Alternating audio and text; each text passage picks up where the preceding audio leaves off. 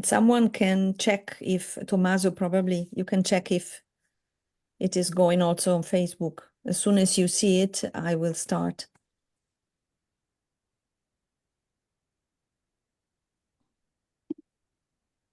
Okay, I see it. I see it very well. Okay. See it. I see it. Okay. So thank you. Thank you for joining us. Faccio una breve introduzione in italiano per chi ci dovesse seguire. Stasera la professoressa Gaby Waxenberger ci parlerà delle rune iscritte su una croce nel Dumfriesshire in UK.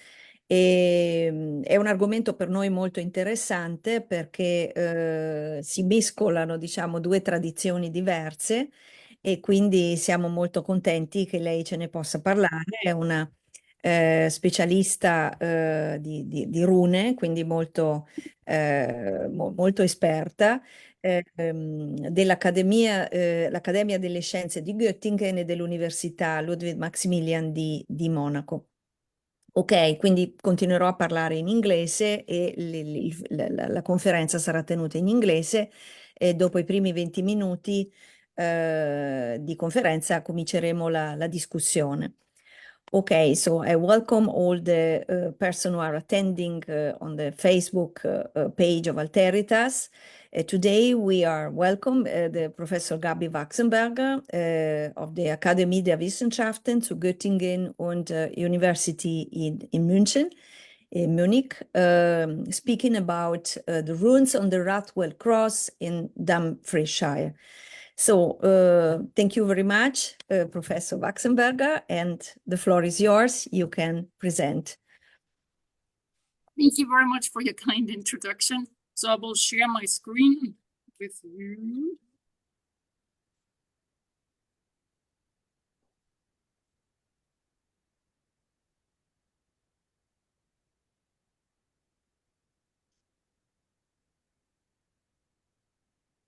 Okay, we can see it very good. It now, yeah. Okay, perfect. Oh, today it's about the Ruthwell Cross and its runic inscription, and I'm going to talk about the major runic inscription, the so-called Ruthwell Cross crucifixion poem.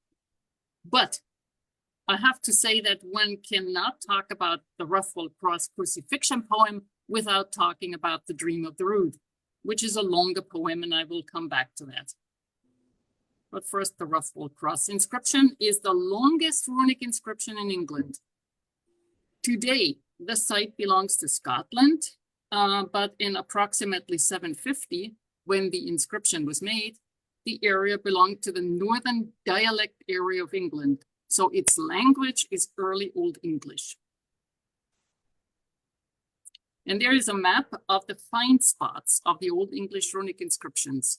And you can see the blue circle, and this is Ruthwell, and here comes the cross. So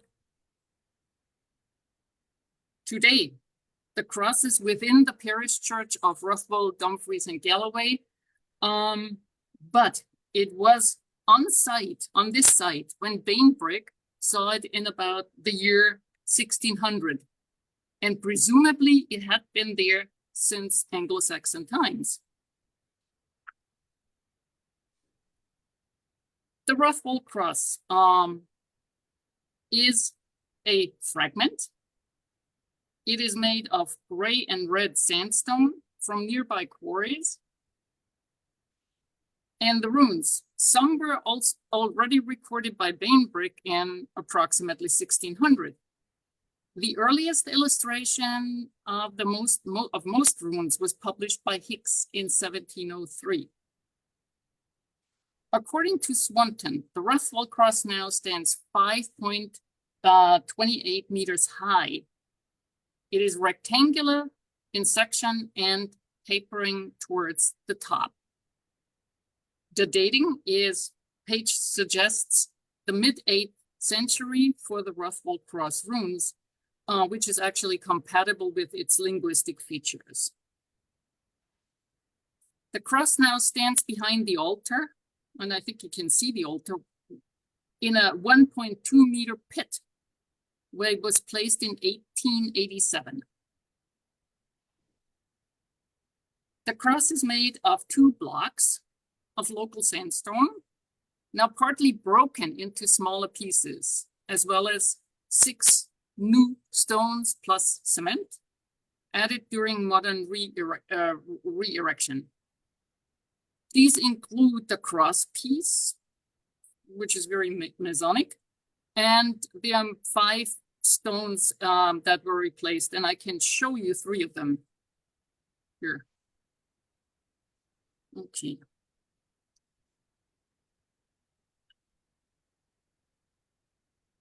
So this is the front of the cross, and I will not talk about that today because Professor Waxenberger will talk about the theology, and he will talk about the images and the Latin inscriptions, or tituli. So according to Page, 17th century reformers threw the cross down, broke, scattered, and neglected it. And 19th century enthusiasts reassembled and repaired it, taking the bits from the churchyard where they had lain for years and putting the restored cross up in the man's garden. It did not get back under cover for 90 years, so you can imagine that some parts are really very weathered. The main inscription is found on the east and west sides of the large lower stone. They run across the top and down the margins on either side of the vine scroll decoration. And just to demonstrate that a little bit, and then runs down here and then on the other side. And in the middle, there is the inhabited vine scroll. Just a little bit of couple of pictures so you get an impression. So the main inscription is also called the Ruthwell Crucifixion poem. It is a short poem. It's normally, it can be done in 12 lines. So it is short, and it's about the crucifixion of Christ, and the cross itself is speaking. But what are the aims of my paper today? First, it is an introduction to the text because Professor Waxenberger will be talking in detail about the theology in June. Number 2, the text on the Ruthwell Cross is a fragment. As already described, the cross was destroyed with its pieces scattered and also used as pews in the church. Since the cross is made from sandstone, some of the runes became illegible on the pieces that were outside. Now, in the following, I would like to show 2 restored versions of the text.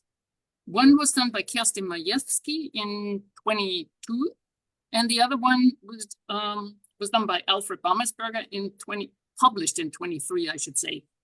I will do this in 3 steps. First, I will show you the text with all its uncertain and missing runes. Second, I will show you what I called internal reconstruction, that is, which runes can be reconstructed from the sense of the word. For example, the word Christ with the last rune missing. It is fairly easy to reconstruct this word as Christ because the context is clear and the word is a well-known Old English word. Third, where the internal reconstruction is not possible, a different approach must be taken. And there is the second poem of 156 lines, so much longer, The Dream of the Rood.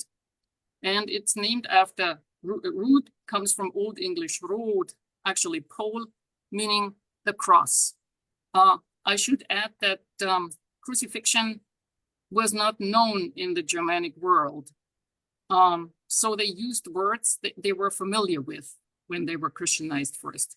And that they used the word for gallows and for tree also. So here we have rood, rod. The word cross was only borrowed later.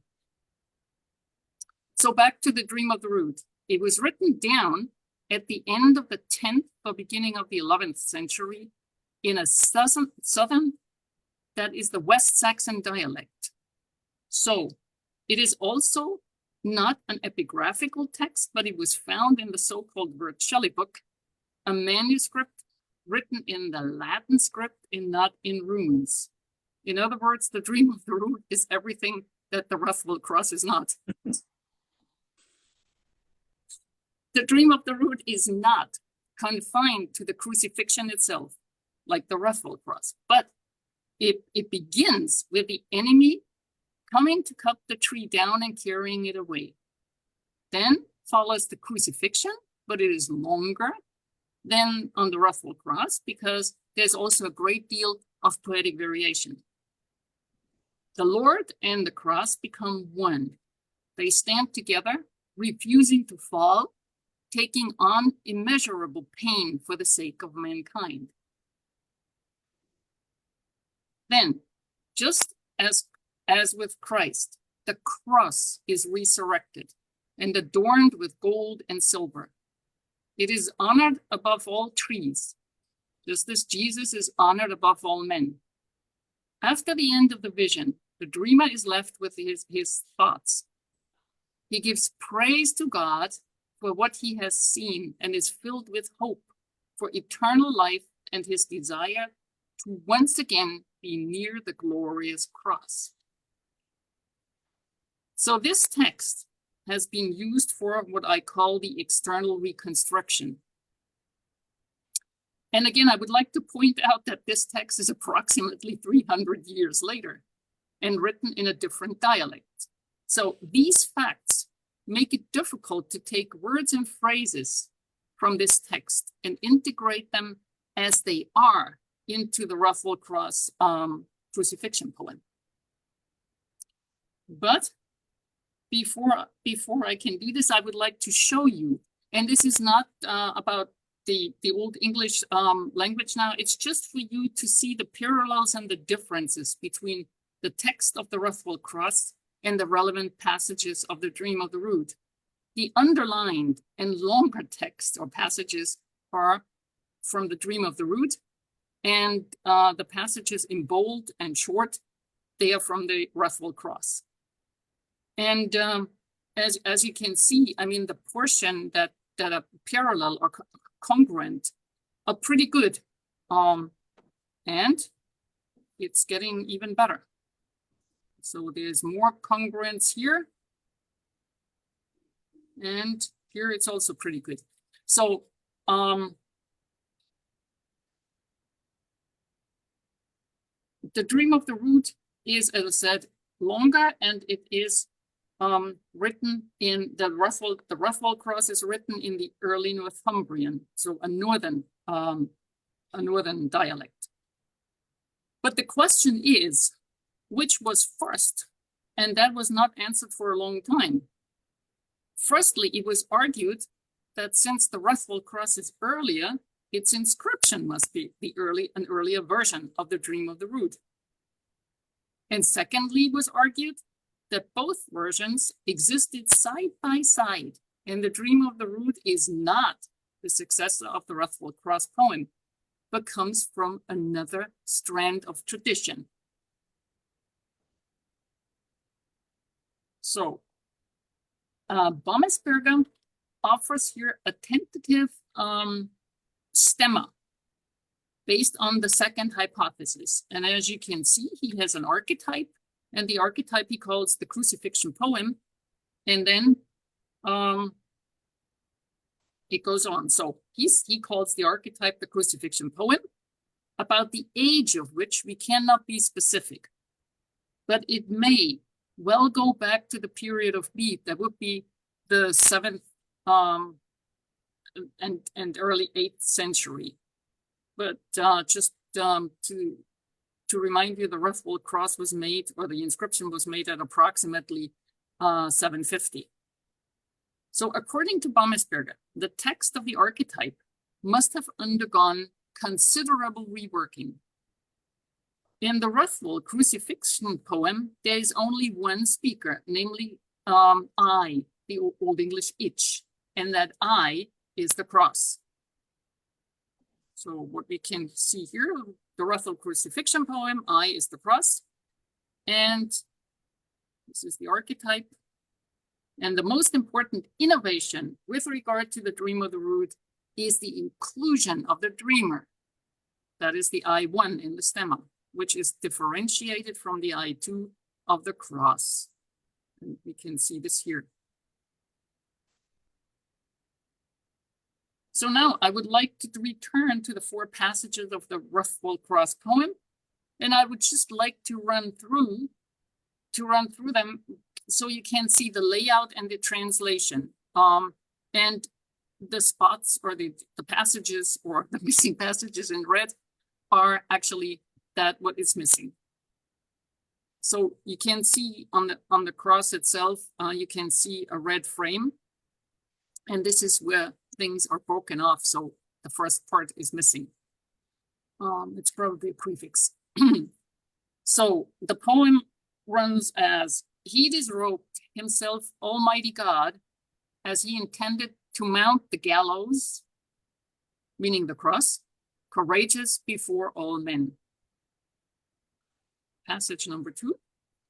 I, a mighty king, the Lord of heaven, I dared not bend down. They scorned the two of us together, the two of us both together. I was stained with blood.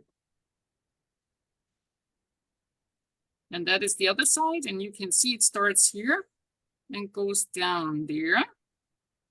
And it reads as follows: Christ was on the cross. However, readily there came from afar noble persons together. I beheld it all. I was bitterly distressed with sorrows bowed down. And the other side here reads as follows: wounded with arrows, they laid him down, the one weary of limb. They stood at his head, there they beheld. So these are the 4 passages. Here you can see the whole poem. Again, the missing parts are put in red, or the gaps rather. And what one can do, and Baumesberger has done this with internal reconstruction. This is now in green, and the second lines. And this is all fine and nice and wonderful. And I come back to my example from just a minute ago, where we have Chris and the missing T. So the missing room can only be a T because it's a well-known word. Also, when it comes to wes, where the bath sound is missing. These are well-known words in Old English, and we also know the context. So reconstructing these things is not a big deal. But it's time for my step 3, and that is the complete reconstruction. And this is Baumesberger's reconstruction. So there are whole passages in red now. And these are taken from the Dream of the Rood. Now, Baumesberger shows this phrase here. And as I said, that comes directly from the Dream of the Rood. But why? Well, it is the direct continuation of these lines. So when we zoom in, we can see that. He disrobed himself, Almighty God, as he intended to mount the gallows, courageous before all men. And then this is the direct continuation. When he intended to redeem mankind.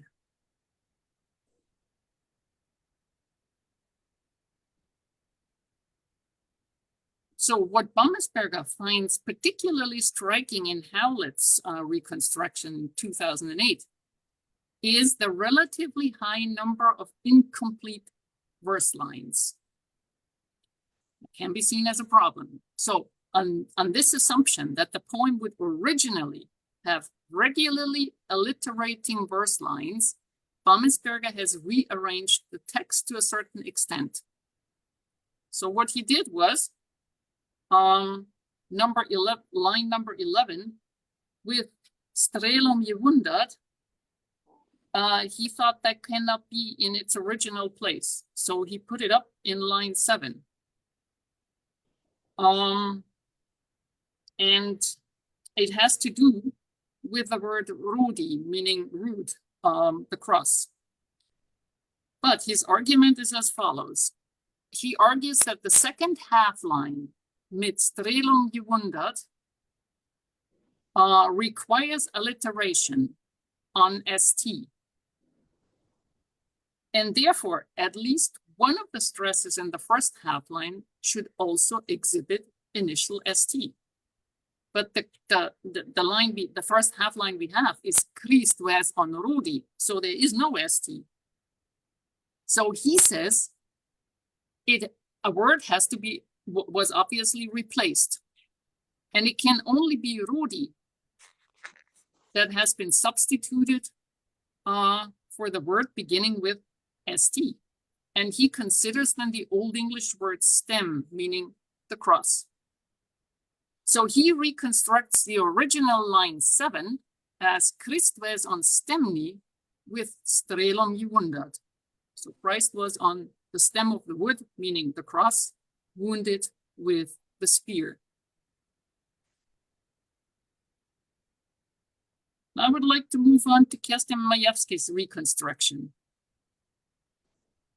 It looks a little different because there is no line 2b. Because she argues that the text does not need to be rearranged. She observes that the single half lines of the Ruthwell Cross inscriptions are syntactically and metrically related to either the preceding or the following verse. But she has a line here that Baumesberger does not have. So compared to Baumesberger, who has a different line, he says, Rod ves ich arere, that means as the cross I was put up. And the second half line, ahof ich riechne König, I lifted up the powerful king. So when we have a look at the comparison of Baumesberger and Majewski, we can see that they differ to a certain extent, but the passages they took from the Dream of the Rood are passages directly taken from the Dream of the Rood as a continuation. So all these are Dream of the Rood. But for this line, Kerstin Majewski's line is actually a conglomerate of the Dream of the Rood lines 35a, 36a, and 42a. And this is because for her, the idea of the trembling earth at the crucifixion is reflected in all these lines. So she says, "Dear, I did not dare against the word of the Lord bend or break, as I saw trembling the corners of the earth." What is striking is that both the Ruthwell Cross inscription and the Dream of the Rood show hypermetric lines. And that is really striking because these extended or hypermetric lines used to be seen as a late Old English phenomenon. And the Ruthwell Cross is anything but late Old English. So, but Kerstin Majewski states that the hypermetric verses must have been well known in Old English poetry by the time of the Ruthwell Cross. And additionally, she also found out that by metrical comparison of the Ruthwell crucifixion poem and the Dream of the Rood, she confirms Baumesberger's view that the Ruthwell Cross is an independent text. So it is not the earlier version of the Dream of the Rood. I would like to move on to my conclusion now. We have seen, I've attempted to show how difficult it is to reconstruct this text, because whatever is in the reconstructor's focus will dominate the reconstruction. And therefore, it leads to slightly different texts. So, yeah. Waxenberger wanted to fill the second lines, and Kerstin Majewski said it doesn't matter. One does not have to rearrange the text. The hypermetric lines are okay. However, what I can say, and I say this with a little bit of confidence, is that the core text, meaning the fragmentary inscription on the Ruthwell Cross, can be reconstructed with a high degree of certainty. So the following lines, based on the internal reconstructions, and I marked these forms by a little cross, and there are two forms based on external reconstructions, and I marked these forms by a star. And I think they read as follows. God Almighty stripped himself when he chose to climb the gallows, meaning the cross, courageous before all men. I lifted up a powerful king, the Lord of heaven. I did not dare to bend. They scorned the two of us both together. I was made wet with blood. Christ was on the cross, however readily from afar there came noble persons together. I beheld it all. I was sorely troubled with sorrows, bowed down. Wounded with nails, they laid him down, weary of limb. They placed themselves at his head. There they beheld. And then we don't know what. So I would like to thank you for your interest, your patience with me. And I have to say, when I prepared this little paper, I was sehr itchwes mit sorgjung gedrövet because of this very difficult and complex matter, but I tried to keep it short. And so thank you very much. Thank you very much, Gaby. It's very, very interesting, and it is a masterpiece of methodological process in the exegesis of a text. And I've thought all the time, oh, you are lucky to have a comparison, an external comparison, another text. This happens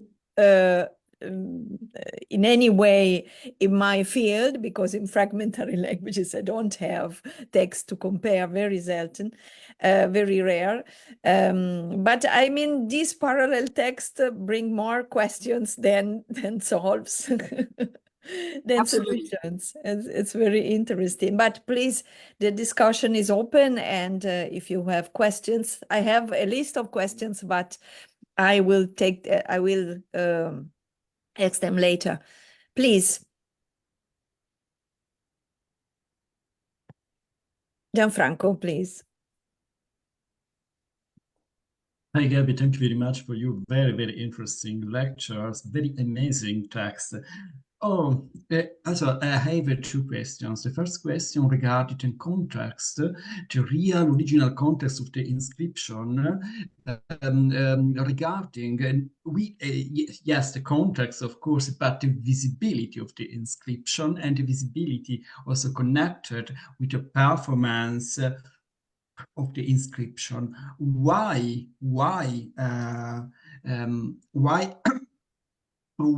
this text was written in steel and stone, and was a performative text in a ritual context? I think it's, to me, it's a very important question. I'm very, very curious. What can you what can you say regarding this problem?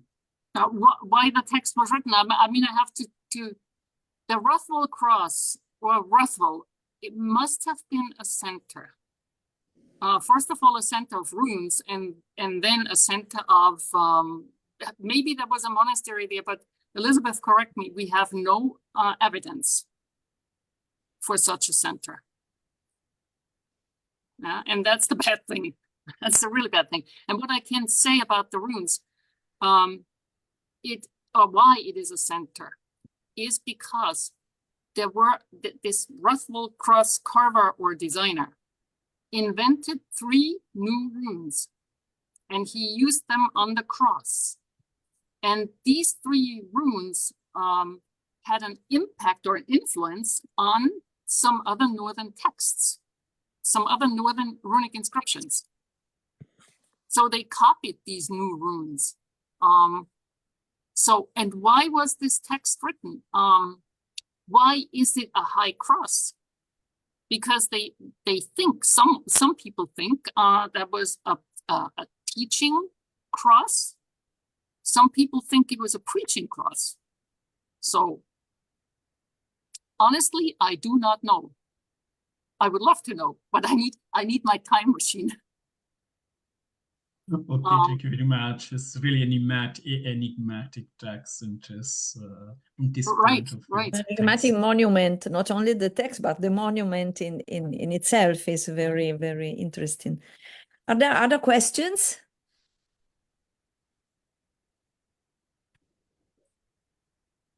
I have a couple. In the meantime, I note a very, very short question. What about the real visibility of the text on the stone? Is the text a good visible or from the far, for example?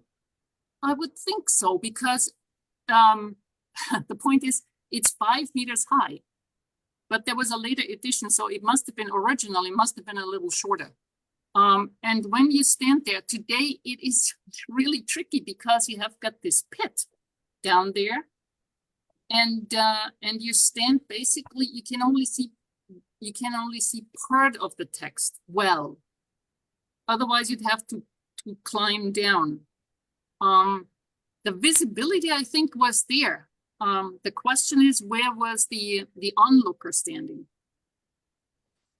Because there's also a hypothesis, I don't know if this is, somebody told me once upon a time when I was there, that they think that it was a sort of, there's the firth there, the water, and it was maybe a little closer to the water so seafarers could see it.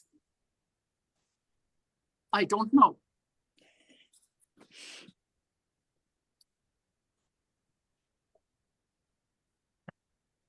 But when may I ask two short questions? The first one is the text is, the object is a speaking inscription. Mm-hmm.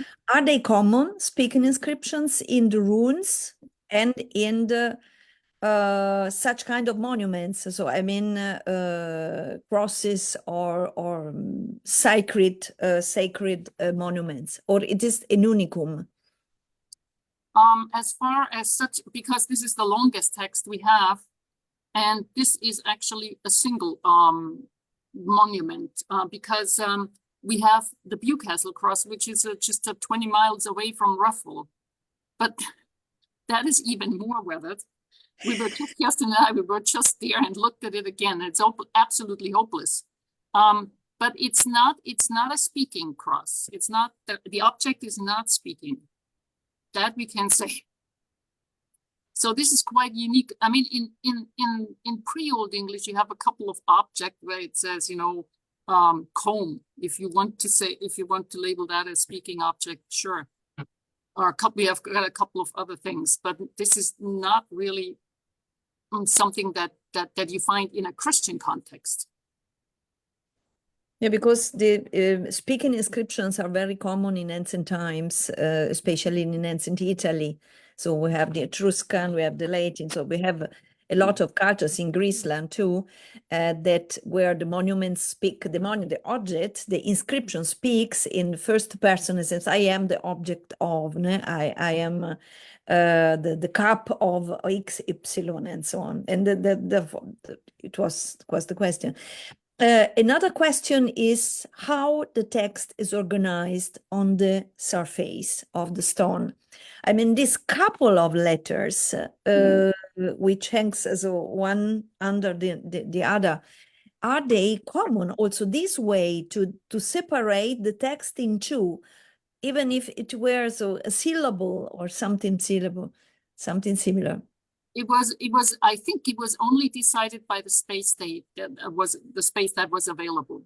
It's not the syllables, it's just what you could, sometimes you have only two runes depending on the width. But why not to write in this direction? So we know monuments in which it is more economic, so to say, to write in this direction, and the text all together. And this, they have decided to split it in couples of words. It's very strange. It's the first time I see something similar. It is also a new invention, or it comes in some other monuments written in runes? No, it's unique. And the point is, I think, but Eamon will clarify this, I hope. You have in the middle, you have the living vine scroll, which is a very prominent Christian symbol. So maybe it was important to have this text as a frame.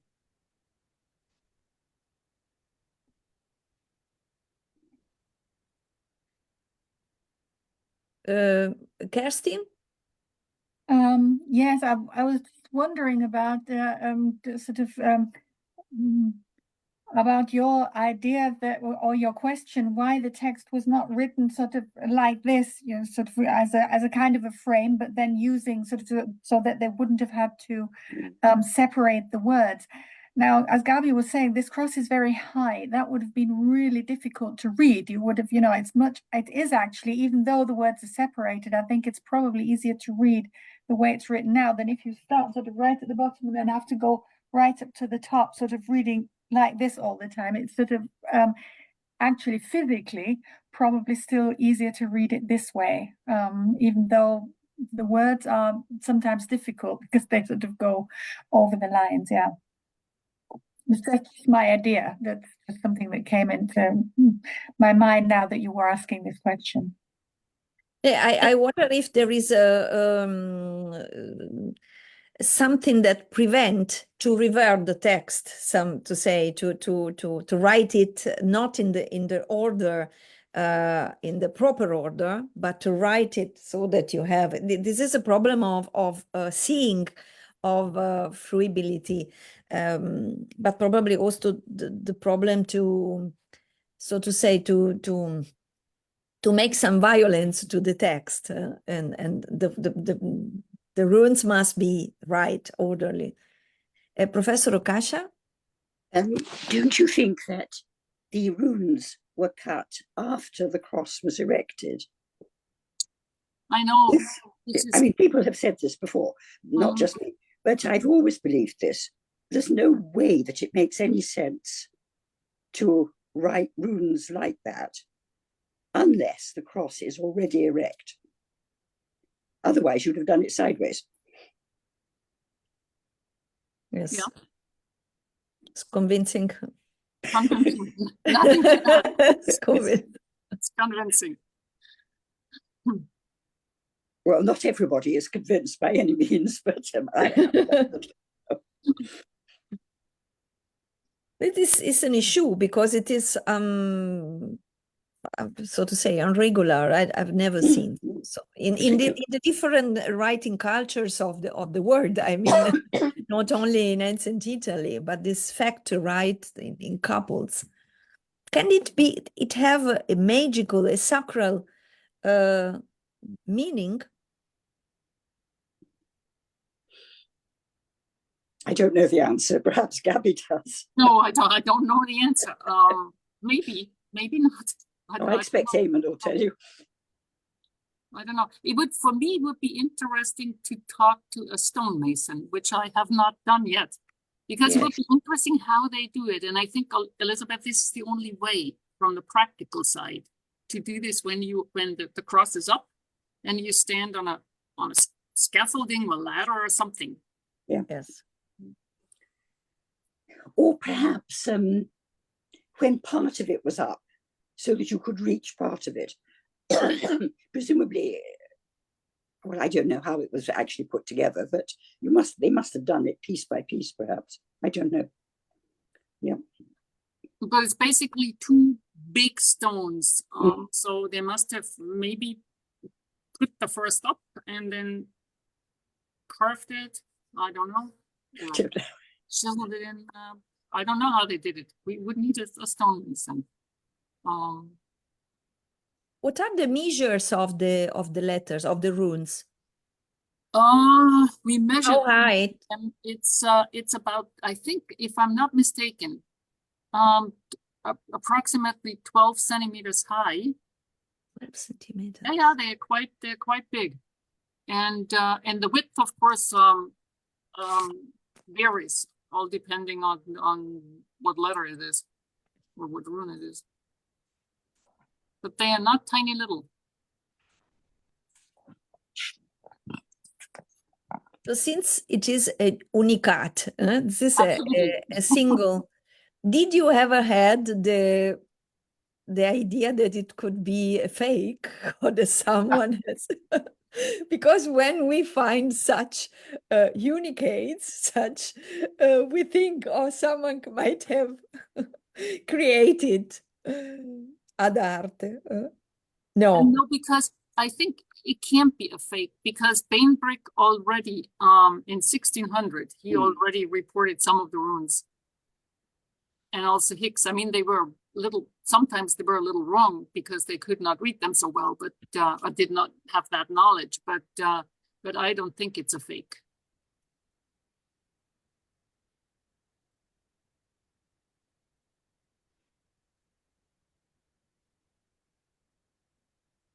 Unless it was replaced. And it is at somebody's backyard.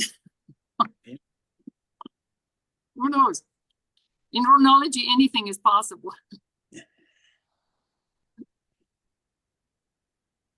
I found very interesting also the fact that you quoted that cross and Lord are joined together in the and it is probably why the cross speaks in the first person, because he's the Lord. Sorry, this word strel, or strel in Anglian, mit strelung gewundert, is actually does not mean nail. So Waxenberger, he thinks it must be the lance. I think it must be nail because the cross is speaking, and that is the big crux. Is it the nails that Jesus Christ was nailed to the cross? So both were wounded. The Yes. Lord and Yes. the cross. It's the same destiny, so to say. Absolutely. Very fascinating, really. It is. Very complex. And I'm so much looking forward to Eamon's talk on the theology. Yes, we are very curious now about the general meaning. Do you think Gaby could read the text? Was anybody meant to read it? And if so, who? Also a very good question. I've thought about that, and my conclusion is because, I mean, these people must have had eyes like a hawk. Yes. Exactly. High up, you know. Maybe, and this is one school of thought, maybe it was written in because everybody knew the narrative, everybody knew the Bible, the story, so it was not necessary to read it. But then on the other hand, why would you put it up? Why would you rush it? Yes. Because to write in 12 centimeter letters, also runes, that is to be read. Yeah, and I mean, I can imagine that such a monument must have been extremely expensive. Yes, indeed. Yes, also to move such piece of stone to. And there must have been a difficult. Very difficult. And there must have been a couple of people involved, but I always call the carver designer because we don't know that the layout and the runes we see today, was that done by the carver? Was that done by the person who designed the whole thing? Was it done by both? Is the iconography of the signs, the symbol of the other part of the not written part of the cross, of some help to understand the environment in which the cultural environment in which also the text was made? Yeah, there are some tituli, little texts in the Latin script. And you can see, for example, Jesus Christ standing on 2 globes and things, but I will not go into that because I will leave this to Eamon. I'm not a theologian, so I don't dare. I don't dare. I'm sure.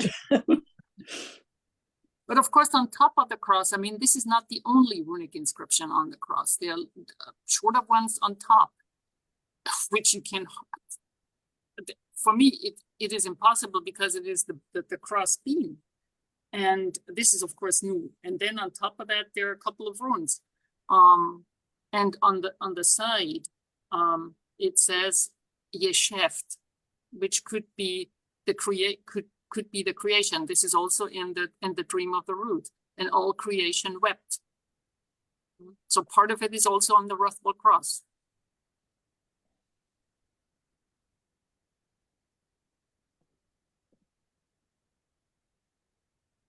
As I said, I need my time machine. Go back and see.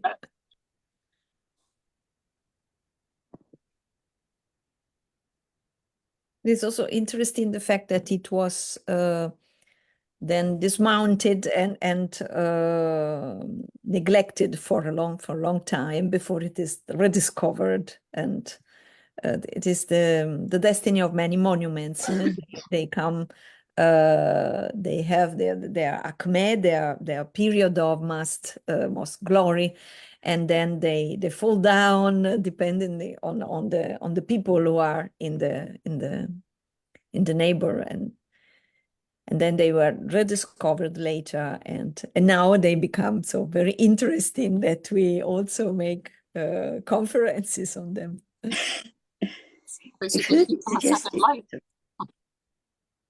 I've heard it suggested that the pieces were not broken, but put down very, very carefully on the ground. The church had to do this. They were told to at the Reformation, you understand. And there was a law passed in Edinburgh that they had to do this. And most churches, they just pulled the things down and smashed them all up. But in Ruthwell, they were lifted apparently very carefully so that we can reconstruct it. Now, why? I don't know. I mean, thank goodness, but I really don't know why. Yeah, but a couple of pieces got lost, like the cross beam. If there was one in the first place, this is also not 100%. Well, that's not certain. Yes, yes. Yeah, there is often a special care with religious monuments. They are dismounted, they are covered under earth, and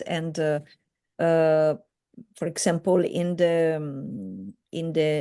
digging the new fundaments of the temple, for example, or the older stones, written stones. So in Satricum, lapis satricanus, this is evocative inscriptions, and it is under earth in the new foundation of the second part of the second phase of the temple. And so happens in many other monuments. They are differently from private dedication, private monuments. So monuments with public offerings, they are sometimes preserved somehow, so covered but preserved.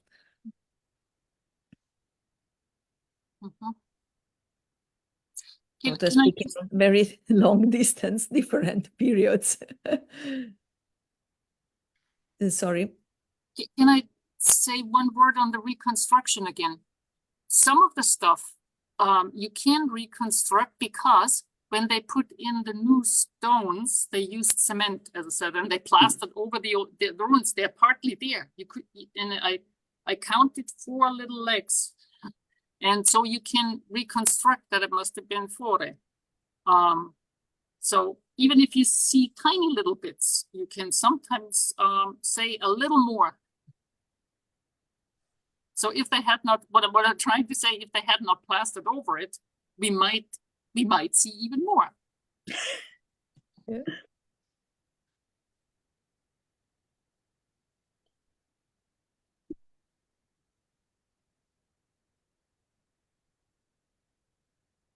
Is there any other question, suggestion?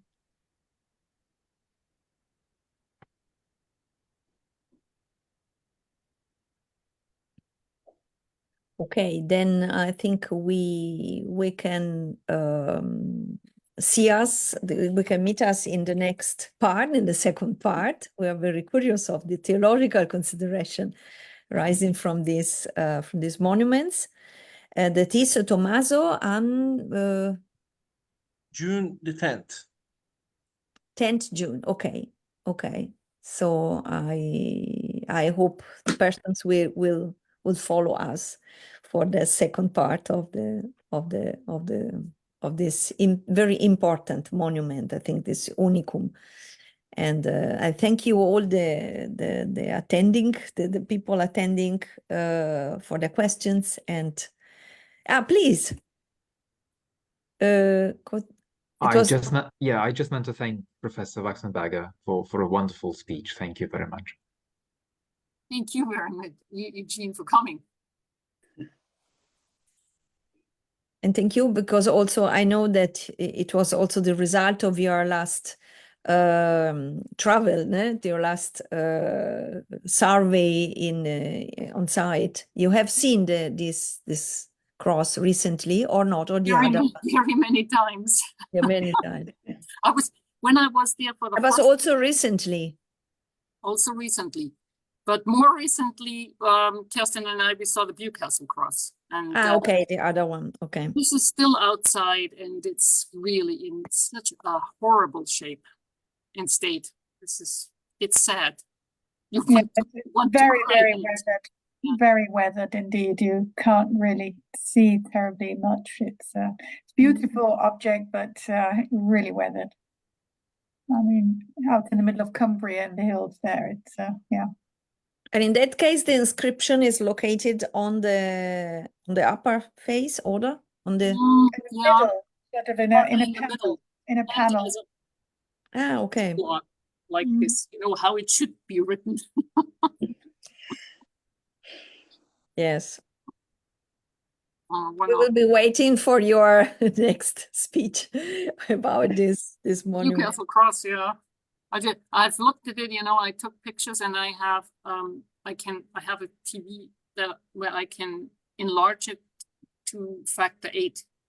But it's absolutely hopeless. I looked at it every day, every single day in the evening. I looked at it. And you have the drone? You have the photos. Only photos. Okay. Yeah. Almost hopeless. It's been like that all my lifetime. I mean, I first saw it, I don't know, the late 1960s, I think. And it was the same then.